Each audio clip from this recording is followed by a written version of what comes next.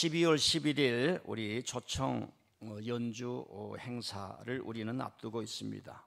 우리 교회의 내일을 위한, 미래를 위한 좋은 기회를 하나님이 주셨다고 생각을 합니다. 좋은 기회를 새로운 전환점으로 만드는 사람이나 국가나 집단은 흥황했지만 좋은 기회가 왔는데 그것을 선용의 기회, 전환점의 기회로 삼지 못한 사람들은, 또 국가나 집단들은 도태되었던 것을 우리가 알게 됩니다. 우리가 갈매동에 와서 예배를 드리고 교회를 건축하며 여러 성도들과 제가 열심히 기도하며 왔습니다. 이런 기회가 여러분도 살고 가정도 살고 우리의 신앙을 뭔가 동서남북에 영향력을 미칠 수 있는 그런 새로운 전환점으로 만들어야겠다 하는 신앙의 각오가 저와 여러분에게 일어나기를 바랍니다. 근본의 기회를 통해서도 전 성도님들이 합심하고 지난 3년 동안 코로나로 인해서 우리가 상당히 움츠려들었었는데 그런 것들을 날려버릴 좋은 기회가 되지 않을까 생각을 합니다.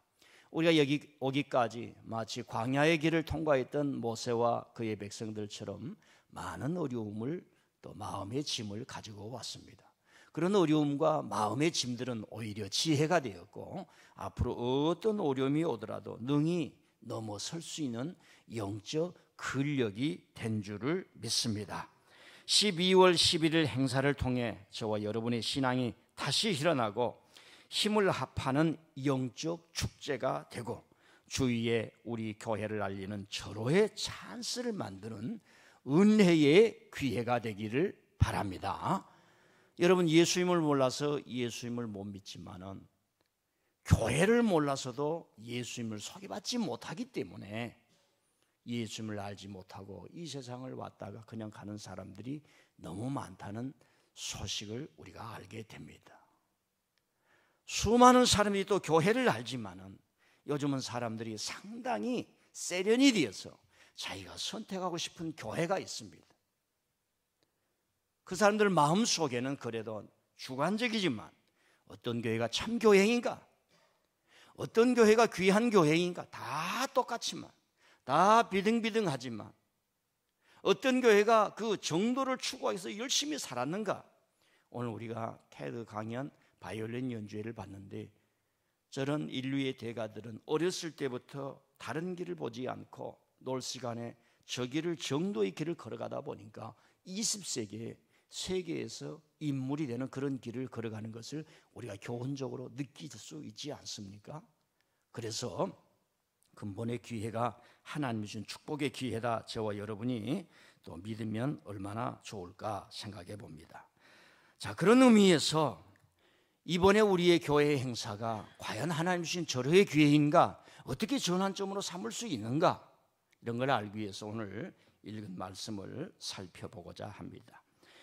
오늘 말씀은 알다시피 요시야가 나라를 회복하고 신앙을 회복하고 사람들이 새로운 전기를 마련할 수 있는 그 길을 위해서 유월절 절기를 회복하는 일입니다.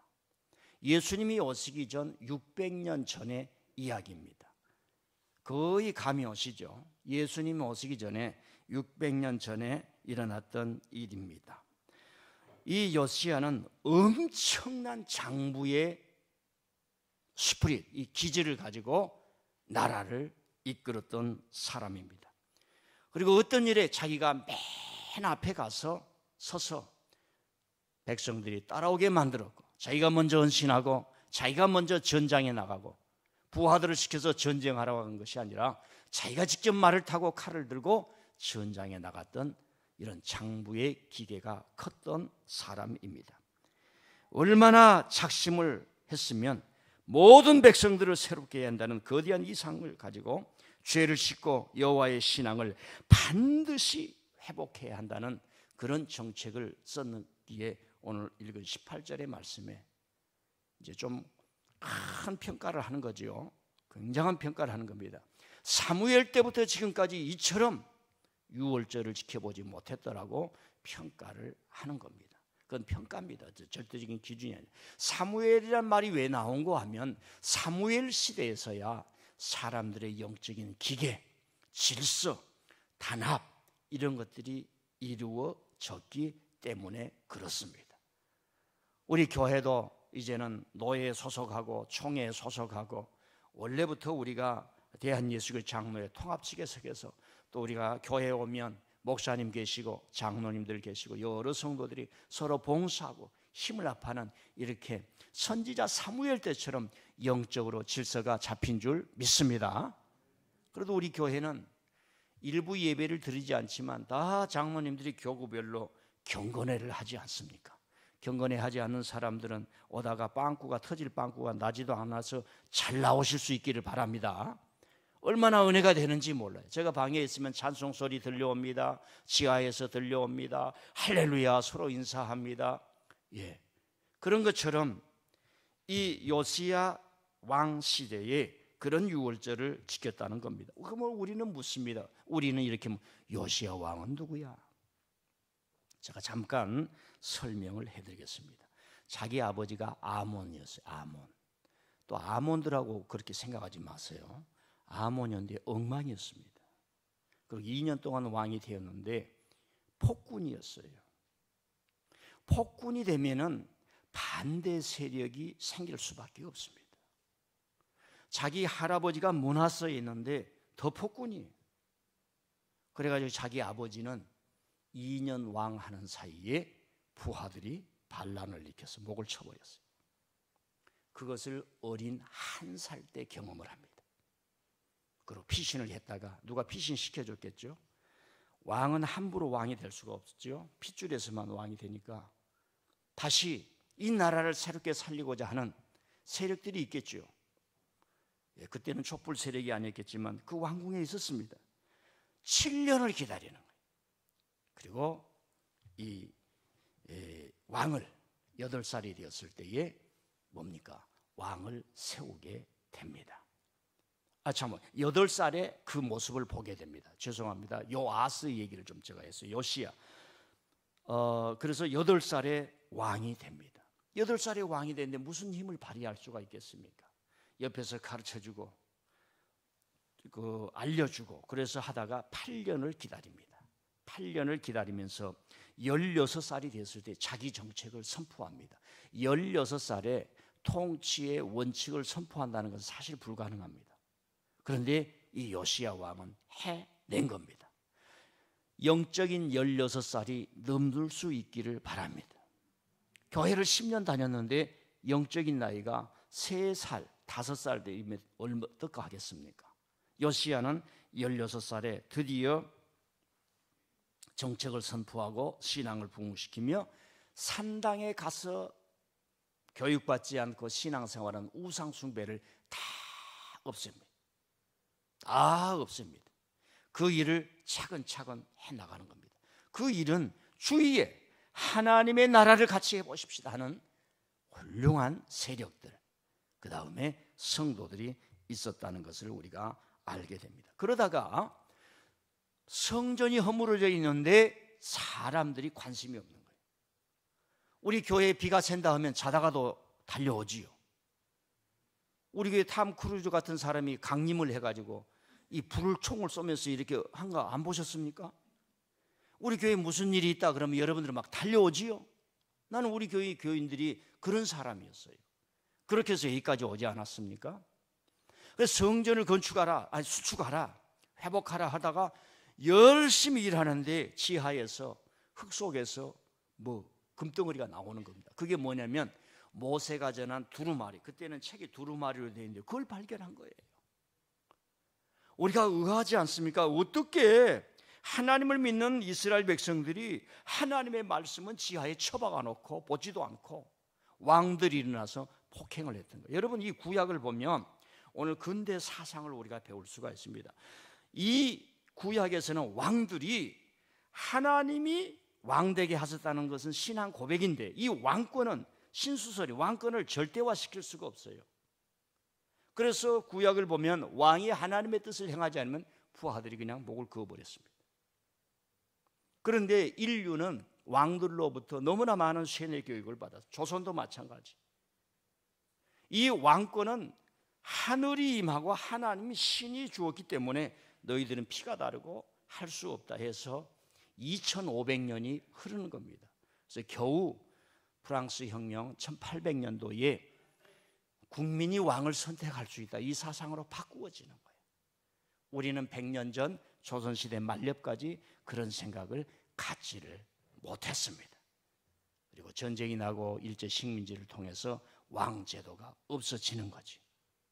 만일에 나는 말이야 하늘이 낸 대통령이야 하는 사람은 하나님의 심판을 받는다는 것이 구약의 사상이라는 말씀입니다. 자, 그래서 요시야 왕은 8살에 일어나서 이런 어마어마한 개혁을 하였습니다. 그런데요, 이 사람의 개혁은 강렬했고 대단했지만은 너무 힘이 없어서 결국은 실패합니다. 왜냐하면은 주위에 강대국들이 일어나는 거예요. 애굽이 쳐들어왔을 때에 이분이 친히 갑옷을 입고 장수들과 나가서 적들을 막다가 전장에서 이순신 장군처럼 목숨을 잃게 됩니다. 그리고 3개월 후에 자기 아들이 왕이 되는데, 자기 아들이 왕이 되는데 3개월 후에 애굽이 쳐들어와 가지고 그 왕을 잡아갑니다. 그리고 자기 형제를 왕으로 세우게 됩니다. 그리고 요시야 왕이 죽은 이후에 20년 이후에 나라는 영원히 패망하고 맙니다. 그게 요시야 왕의 이야기입니다. 여기서 우리는 2가지 질문을 할 수가 있어요. 요시야 왕이 큰 장부의 기계를 가지고 어떻게 성경을 잘 읽다 보면 이 사람이 제사장인가? 목사님인가? 장로님인가 할 정도로 신앙에 투철한 사람입니다. 왕이 아니에요. 어떻게 보면 왕은 권력을 가졌겠지만 그 행하는 일은 하나님을 신앙하는 그런 제사장적 기능을 했던 것을 우리가 알 수가 있는데, 이분이 이 나라를 흥왕하기 위해서 첫 번째로 했던 것이 두루마리 성경에서 나온 유월절 절기를 회복함으로 많은 사람들이 하나님께 돌아오게 한 겁니다. 여기서 우리가 질문이, 왜 구약에서는 사람들의 신앙을 회복하고 그 어떤 민족의 어떤 기운을 다시 기상을 일으킬 때에 절기를 회복시켰을까? 구약에 잘 알다시피 유월절, 오순절, 초막절 이런 3개의 절기는 어마어마한 절기지 않습니까? 여러분 모세를 읽어보더라도 모세가 출애굽합니다. 그 역사적 과정이 얼마나 장엄합니까? 그런데 이 출애굽에 대한 이야기들을 그때 당시는 책의 시대가 아니었기 때문에 이렇게 풍습과 문화와 신앙의 어떤 절기 중심의 였기 때문에 모세가 이 백성들이 이걸 잊어서는 아니 된다, 하나님의 역사를 잊어서는 아니 된다, 하나님의 능력을 잊어서는 아니 된다 해서 만들었던 게, 하나님의 은혜로 만들었던 게 유월절입니다. 유월절. 다시 현대로 넘어옵니다. 현대인들은 절기가 없습니다. 아버지를 생각하고 어머니를 생각하고 가족을 생각하고 하나님을 생각하는 절기가 없어요. 지금은 뭐 맞냐? 할로데이, 공휴일만 있습니다. 그래서 사람이 무너져가는 거예요. 정신이 무너져가는 거예요. 이런 시대에 교회라도 나와서 예배를 드리지 않으면 우리의 영성은 다 무너지는 겁니다. 절기에 대한 중요성, 절기를 잃어버린 현대 문명이 돈 가지고 그저 할로데이에 가서 관광하고 그리고 먹고 마시는 걸로 끝나버리는 것이 현대 문명이기 때문에 오늘 교회는 더 중요하고 여러분의 신앙은 더 중요한 줄 믿습니다. 여러분들 초대교회도 언제 일어나느냐? 절기 때 일어나는 겁니다. 오순절 절기 때. 우리는 질문할 수 있어요. 유월절이 성경에서 그렇게 중요한데 왜 유월절에 교회가 탄생되어야지? 여러분, 유월절은 예수님이 돌아가셨어요. 예수님의 희생, 유월절이 어린 양처럼 희생되었기 때문에 유월절에 교회가 탄생되지 아니하고 예수님이 돌아가신 유월절 기점으로 50일째 오순절 추수제에 수많은 사람들이 모였을 때에 교회가 탄생하는 외적 현상이 일어나는데, 교회는 이미 예수님의 유월절부터 잉태되었다, 그 사역 동안에 잉태되었다, 이렇게 알 수가 있습니다. 그리고 예수님은 유월절만 되면 갈릴리에서 예루살렘으로 내려가셔서 말씀을 선포하고 거기에서 자기의 생명을 다 바치는, 즉 십자가에서 죽는 일이 일어났습니다. 제가 여기에서 구약에서 흐르면서 하나님께서 절기를 통해서 역사하시는 일이 얼마나 중요한가. 그렇기 때문에 지혜로웠던 왕, 하나님을 섬겼던 지도자들이 이 절기를 회복함으로 말미암아 신앙을 회복시키는 거예요. 현대는 어떻게 신앙을 회복시킬 수 있느냐? 한국은 7, 80년도에 그리고 1900년도 초에 부흥회를 통해서 특별히 농촌 사람들이 일하지 않을 때 다 교회로 모십시오. 그래서 정말 훌륭한 목사님들이 와서 부흥회를 통해서 했습니다. 지금은 어떤 교회로 하느냐? 다 개별화가 되었습니다. 그래서 개교회가 가지고 있는 하나님을 향한 놀라운 어떤 예배, 행사 이런 걸 통해서 저와 여러분의 신앙이 부흥하고 다시 결집하고 결의가 되는 줄 믿습니다. 여기서 중요한 사실을 제가 하나 말씀드리겠습니다. 요시야 왕의 개혁은 실패했어요. 20년 후에 나라가 망해버립니다. 자기는 전장에서 죽습니다. 자기 아들은 왕이 되는데 3개월 만에 잡혀서 애굽으로 끌려갑니다. 그러니까 요시야 왕 이후에는, 잘 들으세요, 요시야 왕 이후에는 왕이 말만 왕이지 통반장도 안 되는 거예요. 여기 통반장 계신 분들은 죄송합니다. 요즘 통반장 말고 옛날에 독재시대 통반장, 위에서 하라면 하는 대로 뭐 이렇게 손발이 됐던 그런 통반장만도 못하는 시대가 돼버려요. 그래서 요시야는 최후의 왕이에요. 그런데 그때의 성경을 추적해 보면은 그때의 절기를 통해서 신앙을 회복하고 이 나라를 다시 회복해야 됩니다 했던 사람들이 끌려갑니다. 그리고 바벨론에 가서 회당을 짓고 우리 민족을 회복시키실 그 하나님을 기다리며, 다시 은혜 주실 하나님을 기다리며 거기서 인고의 세월을 기다리는데 결국 하나님이 문을 여시기 때문에 우리가 알다시피 1차, 2차, 3차 기원을 해서 돌아오면서 그 사람들이 남긴 게 구약 성경이라고 하는 거. 제가 쭉 얘기를 해드렸는데 좀 이해가 되실 수 있기를 바랍니다. 그러면 우리는 이런 질문을 해봅니다. 왜 절기의 신앙이 중요한가? 첫 번째로는 온 백성이 참가할 수 있는 거예요. 온 백성, 우리가 교회에서 행사할 때 온 성도가 참여하는 게 중요합니다. 모든 사람이 참여할 수 있는 기회를 만들어 주는 것입니다. 그래서 구약 성경에 절기가 중요했던 것입니다. 그리고 교회 어른들, 아직 그 당시의 집안의 어른들은, 또 남자들은, 얘야 언제 절기가 오는데, 우리가 예루살렘에 성전에 가야 된다, 그리고 우리 가족끼리 모여야 된다, 우리가 돈을 모으자, 예물을 모으자, 여행비를 모으자, 그러면서 절기를 기다렸습니다. 저는 이게 체험이 돼요. 왜냐하면 어렸을 때 이제 설이죠. 구정설이 되면 어머니가 올 시장에 가가지고 세상에 운동화 하나를 사오고, 그 다음에 그때 이제 옷을, 설날에는 새 옷을 입어야 된다고, 그래 검은 거 있지요. 그 일본 사람 입었던 여기 호크 있고 검은 거, 그 옷을 사다는데 농에다가 방에다가 올려놓은 거예요. 그럼 아침에 일어나자마자 운동화 만져보고 옷 만져보고, 설날 전까지 입지를 않아요. 그 기다림, 그 설레임, 이해가 되십니까? 예. 그리고 어머님이 친정에 간다고, 얘야 언제 친정에 갈 거야? 그러면 한 달 전부터 그 얘기를 하면, 할머니한테 가면, 외할머니한테 가면 용돈 1원짜리 그 종이돈을 준 적이 있어요. 그리고 어머니는 가기 한 이틀 전부터 쌀을 해가지고 찹쌀을 해서 그것을 집에서 절구에 넣고 손수 떡을 만듭니다. 떡을. 그래가지고 이제 머리에 이고, 그때는 자전거가 없으니까 저는 뒤에서 따라가고, 기다림. 할렐루야. 절기가 기다림을 주었고, 절기를 통해서 하나님을 만난다는 그 은혜를 주었고, 절기를 통해서 가족과 아버지의 손을 붙들고 해외여행을 한다는 그런 기쁨을 주었고, 절기를 통해서 우리가 하나님을 믿는 백성이 되어야겠다는 이 모든 것이 일어나는 거예요. 그래서 교회에서 행사할 때에, 어떤 영적인 행사를 할 때에 전 성도가 참여했다 하는 겁니다. 두 번째로는 이 절기 신앙이 중요한 것은 헌신을 드리고 희생을 드리는 마음을 드렸다는 겁니다. 여러분 성경 읽어보면 소를 몇천 마리, 몇백 마리, 몇만 마리를 드렸느니 이 희생이 나옵니다. 여러분 마음을 모으고 물질을 모을 때 내 마음이 순결해지는 거예요. 할렐루야. 절기가 그래서 중요한 겁니다. 가정에 우리가 어렸을 때 어머님은 그런 어려운 살림을 했어도 아무개 생신이다, 누구의 제삿날이다, 추석이다, 명절이다 그러면 어머니의 손은 마스터 손이었어요. 맨날 보리밥 먹다가 그날은 쌀밥이 나오네. 엄마 이거 어떻게 만들었어? 말을 하지 않아요. 그래서 우리가 성경을 읽을 때 기름병에 기름이 넘쳐났다, 우리는 믿을 수밖에 없습니다. 제가요 우리 성도들한테 재밌게 하기 위해서 막 이제 이렇게 전단지 나눈다고 이제 좀 사진을 보내니까 목사님 점심 먹고 하세요. 여러분 일해 보세요. 일에 기쁨이 있으니까 점심 생각도 안 나요. 하나님의 일을 하다 보면 배고픈 건 생각이 안 나는 거예요. 하나님의 일을 해보신 분이 아는 줄 믿습니다.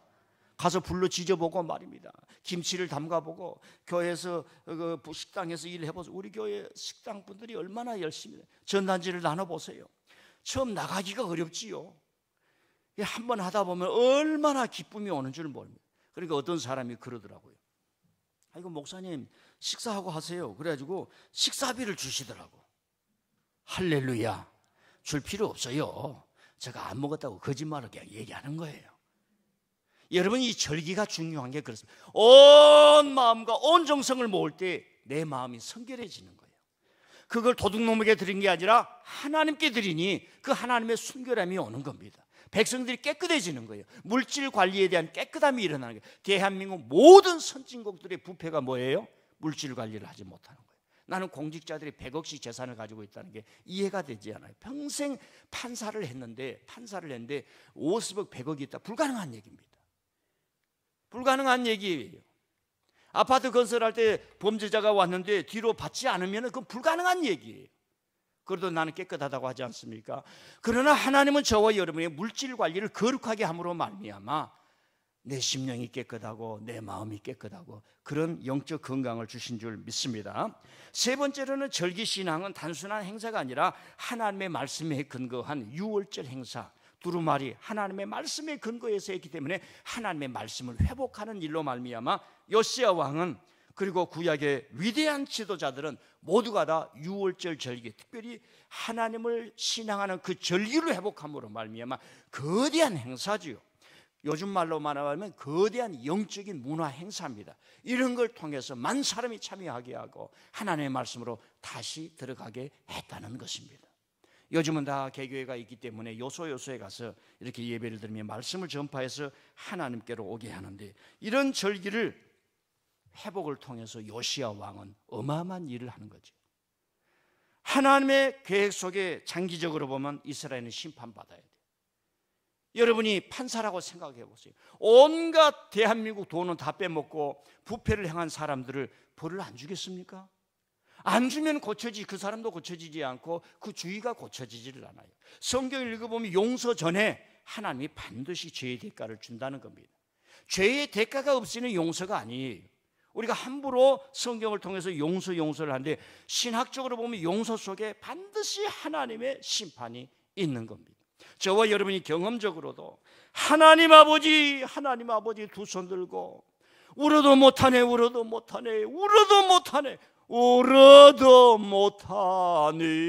그러다가 하나님 앞에 그 고통과 괴로움, 죄짐을 다 받으면서 예수님의 십자가와 겹치면서 내가 죽었구나 그 성령 체험을 한 이후에 용서의 체험을 하신 줄 믿습니다. 시원해지고, 맞아, 주님이 날 용서해 줬어. 그걸 믿는 신앙이 저와 여러분의 신앙. 그래서 한 번 회개 체험한 사람은 끝까지 체험하지 않습니까? 끝까지 회개하지 않습니까? 자, 이번에 이스라엘에서 위대한 지도자들이 또 요시야 왕을 통해서 절기 신앙을 회복함으로 말미암아 그 백성들을 다시 회복했던 것처럼 우리 교회 행사를 통해서, 이번 행사를 통해서 저와 여러분이 그런 신앙이 회복되기를 바랍니다. 자, 잠깐만 박지혜에 대해서 소개를 하겠습니다. 지금은 20대를 넘어서 한 40대 정도 되는 걸로 알고 있습니다. 이 사람이 자기 어머니를 만났다는 게 큰 축복이죠. 자기 어머니가 바이올리니스트였고요. 다음에 와서 얘기할 수 있을지 모르겠는데 자기 어머니가 이 아이를 낳을 때 날짜까지 계산해서 이 날에 꼭 태어나도록 해야겠다 하는 신앙관을 가지고, 그렇게 태어난 이 딸은 모든 좋은 일 있을 때 외국에서도 목사님 제 하나님께서 이런 은혜를 주셨어요. 이런 은혜를 주셨어요. 전 세계 최고의 스승들을 만나는데 음악계 세계적인 인물들은 아버지가 살만 왕자처럼 돈이 많아야 돼. 자기는 돈 한 푼 없는 거야. 그런데 그 훌륭한 사람이 내게로 오라. 공짜로 사사해 주는 거야. 국가가 돈을 주고. 어머니의 신앙, 어머니를 만났다는 게, 만난 그런 이야기가 있습니다. 그리고 이 어머니는 딸이 한국말을 잊어서는 안 된다면서 초등학교 1학년 때 한국으로 다시 나와요. 초등학교 졸업할 때까지 한국말을 배우게 하고 다시 들어가게 하는 겁니다. 세계를 다니면서 하나님의 딸이요, 음악인이요, 한국인의 정신을 가르치는 그런 어머니를 만났던 겁니다. 어렸을 적부터 바이올린의 천재성을 드러내서 독일 연방 총 콩쿠르에서 2년 연속 1등을 하면서 그 이후에 두각이 되어서 그 위원회에서 과라네르 뭐 그 바이올린이 있어 3대 명기 중에 하나가 그 2대밖에 없는데 이 친구에게 1년 빌려주고 2년 빌려주고 5년 빌려주고 그걸 한 1, 2년 쓰다 보면 이 악기를 반환해서 독일에서 다시 보링을 하고 다시 영국의 어마어마한 사람에게 보내서 다시 체크를 하고 다시 빌려주고 지금은요, 당신은 훌륭한 음악이니까 전 세계 다니면서 이 음악을 통해서 많은 사람에게 들려서 참 사람을 만드는데 일조를 했으면 좋겠다 해서 평생 빌려주었다는 얘기를 들었습니다. 그리고 독일 국가가 인정한 독일이 미래의 음악을 이끌 인물로 선정이 되었고요. 그리고 음악을 하다가 심한 우울증에 빠져서 거의 죽기 일보 직전에 갔지만 다시 하나님께서 이렇게 세워지는 휴먼 스토리가 있는, 간증이 있는 그런 인물입니다. 사랑하는 성도 여러분, 여러분 주위에 많은 사람들을 좀 초대해서 이런 귀한 자리에 초대하게 하시고, 저의 목표는 와서 교회를 만나며 교회도 이렇게 좀 따스할 수 있구나, 참 내 몸과 마음을 교회에 맡기면서 의탁하면서 내 인생을 행복으로 살아가야지, 그런 마음을 여러분이 초청한 사람들이 품었으면 얼마나 좋을까 생각해 봅니다. 자, 결론을 맺습니다. 근본의 교회를 여러분들의 신앙에 불을 붙이는 귀에 행사가 아니라 여러분 자신들이 교회에 동참하고 헌신하고 희생하고 하나님 아버지 주여 믿습니다, 요시야처럼 일어서겠습니다. 비록 내 앞날 20년 후에 민족이 망하더라도 그게 중요한 것이 아니라 지금 하나님이 일으키는 그런 은혜를 받기를 원합니다. 하나님 아버지 요시야에게는 그런 마음을 가질 때 어마어마한 축복의 선물을 줬어요. 두루마리 성경을 발견하는 것. 요즘 크리스찬들이 집에 성경을 장롱에 쌓아놓고도 보지 않는 시대지 않습니까? 우리는 그렇게 살아가지 않습니다.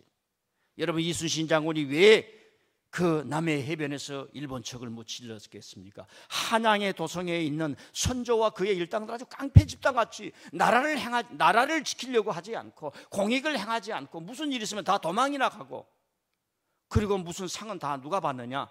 선조를 이끌어가는 그 말고삐에게 이순신보다 더 큰 상을 내리는 아주 썩어버린 거기 때문에 이순신 장군이 나라도 이제 민족을 지켜야지, 그 부하들에게 우리라도 이 민족을 지키자, 그러니까 서도 공감했지 않습니까? 나라의 어둠이 많고 부패한 집단들이 많고 만날 거짓말하는 집단이 많을수록 우리 교회라도 나라도 아들아 딸아 집사님 권사님 목사님 우리라도 기도하면서 세계를 열어야 되겠습니다. 새 문을 엽시다 하는 그런 역사가 저와 여러분들에게 이곳에 이번 행사를 통해서 일어날 수 있기를 바랍니다. 마지막으로 제가 이번에요 이 아파트를 다 다니면서 너무나 많은 걸 깨달았습니다. 태계원에는요 다 이렇게 주택들 빼고 아파트만 7,000세대가 있고 우리 갈매동에는 한 10,000세대가 있죠. 별내는 약 20,000세대, 그리고 다산은 얼마나? 한 아파트만 주택 말고 15,000세대. 그리고 그림이 다 그려졌습니다. 가보니까 고가의 아파트를 지어놓고 관리를 안 해가지고 1층마다 다 불이 꺼져 있고, 관리사무소를 가보니까 세상에 돈 아낀다고 어디 옛날에 제가 학교 다녔을 때 선생님 사무실보다도 못해요.